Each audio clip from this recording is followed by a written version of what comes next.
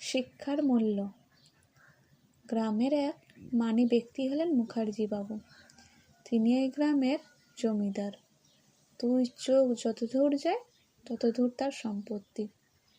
সে কোনো স্কুলে পড়াশোনা না করে তারই সম্পত্তি তৈরি করেছে, তাই তার কাছে শিক্ষার অত দাম নেই। তার মতে বুদ্ধি থাকলে মানুষ সব কিছু করতে পারে। তাই সে তার নাতনির পড়াশোনার বিপক্ষে। সে পড়াশোনা করাতে চায় না, কিন্তু সবাই এমনটা চায় না। কিন্তু শক্ত মেজাজ হওয়ায় ভয়ে কেউ কিছু বলতেও পারে না। তবুও তার বৌমা লুকিয়ে চুরিয়ে নাতনিকে পড়াশোনা শেখায়। জমিদার বাবুর সমস্ত জীবনটাই কেটেছে কাজকর্মের মধ্য দিয়ে। এবার সে একটু পৃথিবীটাকে ঘুরে দেখতে চায়। একদিন সে তার নাতনিকে সঙ্গে নিয়ে ভ্রমণের উদ্দেশ্যে বেরোলো। সে অনেক জায়গায় ঘুরে বিভিন্ন লোকের সাথে আলাপ করে, কথাবার্তা বলে। সেখানে থাকা সমস্ত পর্যটক একদিন একটি গাড়ি করে একটি পার্বত্য অঞ্চলে বেড়াতে যায়। তারা সেই জায়গায় ঘুরে ঝর্ণার কলকারানি আওয়াজ ও তাদের স্রোতকে অনুভব করে। নির্জন জঙ্গলের নিস্তব্ধতায় নিজেদের প্রকৃতির অনেক কাজ অনুভব করে। রোজকার কাজকর্ম ব্যস্তবহুল জীবন থেকে দূরে এসে এই নির্জন জায়গাটাকে জমিদার বাবুর বেশ ভালোই লাগছিল। সে নাতনির হাত ধরে দেখতে দেখতে এই সবের মধ্যে অনেক গভীরে চলে যায়। এই প্রাণ আকৃষ্ট জগতে সে যে অনেক দূরে চলে এসেছে এটা তার খেয়ালই নেই।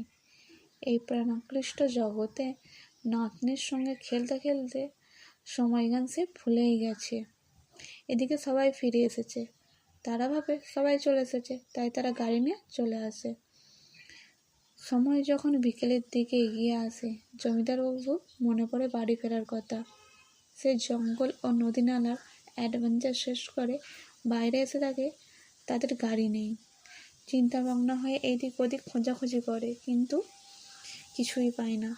শহর থেকে দূরে হওয়ায় কোনো গাড়িও সেখানে নেই। জমিদারবাবু চিন্তায় পড়ে যায়। তার এসব একেবারে নতুন জায়গা। সে রাস্তাঘাট বা কিছুই চেনে না, শুধু জানে কোথায় আছে, কোন কোন জায়গা দিয়ে তাকে তার গন্তব্যস্থলে পৌঁছাতে হবে। সে কিছু না পেয়ে চিন্তায় বসে পড়ে। তার নাতনি জিজ্ঞাসা করে, কি হয়েছে দাদু, আমাদের গাড়ি কোথায়? দাদু বলে, জানি না দিদি ভাই, মনে হয় চলে গেছে। নাতনি বলে, তাহলে আমরা কি করে যাব?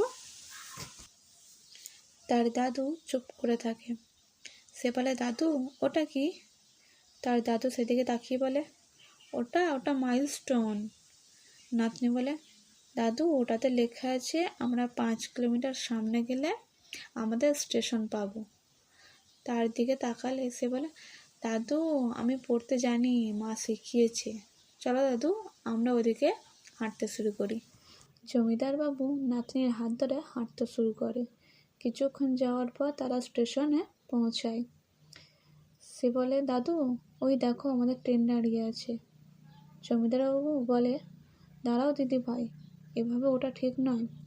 এখান থেকে অনেক জায়গায় ট্রেন যায়, কাউকে একটা জিজ্ঞাসা করে নিই আমাদের ওখানে এই ট্রেনটা যাবে নাকি। তার নাতনি বলে, দাদু ট্রেনটা আমাদের ওখানেই যাবে, ওই যে ট্রেনে আমাদের ওখানকার নাম লেখা আছে। তুমি ক্লান্ত হয়ে গেছো, এখানে বসো, আমি জল ও ট্রেনের টিকিট নিয়ে আসছি। দাদু একটা লোককে জিজ্ঞাসা করে, এই ট্রেনটা কোথায় যাবে? লোকটি জমিদার জায়গার নাম বলে। সে নাতনির দিকে তাকায়, তাকে সে টিকিট কেটে নিয়ে আসছে। সে একটা জলের বোতল কিনছে। জলওয়ালা তাকে জলের দাম বেশি বলে, কিন্তু নাতনি বলে, আপনি কেন বেশি বলছেন, এখানে তো অত দাম লেখা নেই। সে সঠিক দাম দিয়ে চলে আসে। দাদু এসব অবাক হয়ে দেখে আর ভাবে। তারা বাড়ি ফিরে সে গ্রামের সকলের সামনে বলে, আমি ভুল ছিলাম, বুদ্ধি থাকলেই সব কিছু হয় না, পড়াশোনাও জানতে হয়। পড়াশোনা আমাদের জীবনের মার্গদর্শন, যা সবসময় আমাদের সঠিক পথ চলতে সাহায্য করে। পড়াশোনা আমাদের ভেতরে আত্মবিশ্বাস গড়ে তোলে। পড়াশোনা আমাদের সমাজের ধোঁকা থেকে বাঁচতে সাহায্য করে। পড়াশোনা অত্যন্ত জরুরি একটা জিনিস। আমাদের জীবনে খাওয়া, ঘুমানো যেমন শরীর সুস্থ রাখতে জরুরি, ঠিক তেমনই পড়াশোনা আমাদের জীবনের সঠিক পথ চলার বিষয়ে জরুরি।